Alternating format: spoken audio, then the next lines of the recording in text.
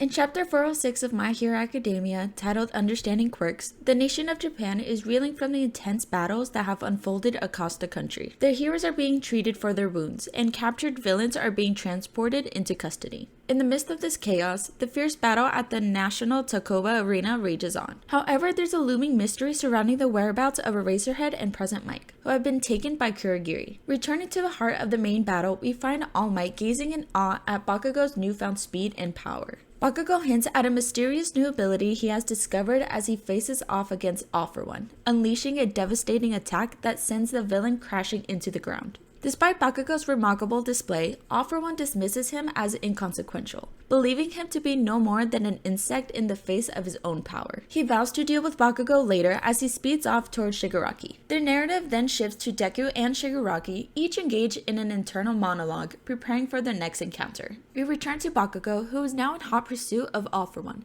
displaying a level of speed he has never before shown. All For One scoffs at Bakugo, asserting that he pales in comparison to the likes of Endeavor or Dark Shadow, and is leagues behind All Might. Bakugo monologues to himself and begins to explain that the pain he's experiencing is helping him understand his body and quirk, granting him newfound strength. Explosions engulf the scene as Bakugo closes in on All For One, causing panic in the villain.